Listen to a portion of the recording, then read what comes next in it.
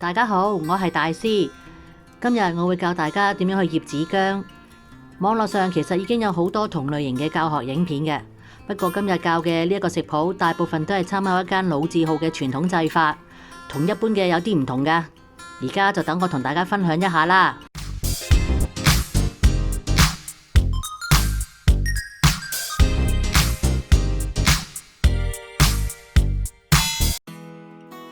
材料有子薑1斤、日本嘅純米醋400 ml、冰糖400 gram、粗鹽適量，係用嚟幫子薑脫水嘅。揀子薑最好係揀啲薑芽又長又瘦嘅，顏色偏白嘅，佢哋質地會比較嫩，而且仲冇咁辣嘅添。另一樣要講嘅就係醋啦。今次我用咗日本出產嘅純米醋。日本嘅醋咧，味道比較溫和，香味亦都比較持久，含有大量嘅有機酸，營養價值咧亦都比較高。至於中式嘅米醋咧，一般味道都比較酸，雖然同樣有米嘅香味，但係啲香味咧好快就會走晒噶啦。介紹完材料之後，而家就開始製作子薑啦。首先要準備一個可以密封嘅玻璃樽，然後將個玻璃樽放入去滾水裏邊霎10分鐘。之後拎返出嚟晾乾，或者用廚房紙擦乾淨，咁消毒程序就完成噶啦。而家就開始準備浸子薑嘅糖醋水啦。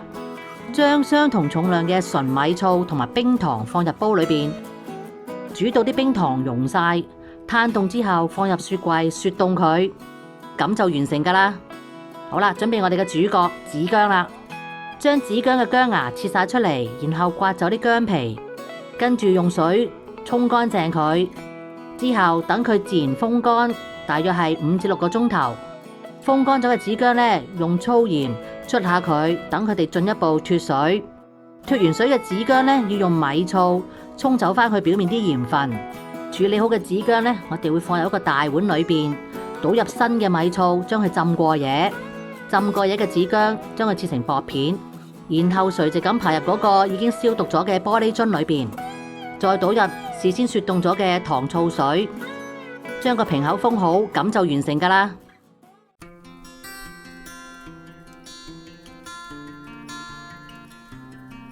醃過嘅子薑大約可以保存半年到啦。每年嘅4、5月咧係整子薑嘅最佳月份，至到12月之前咧就應該要將整好嘅子薑食完佢噶啦。因為子薑浸醋太耐咧，就會變腍嘅，冇咗初頭食嘅時候咁爽脆噶啦。好啦，今集嘅醃子薑已經介紹完啦。如果中意我嘅影片，就記得俾個 like 同埋訂閱我嘅頻道啦。你亦都可以撳埋旁邊嘅鐘仔，就會收到我嘅最新影片通知。如果有問題想問嘅話，歡迎喺下面留個 comment，我會盡快覆你哋噶啦。下次再見啦，拜拜。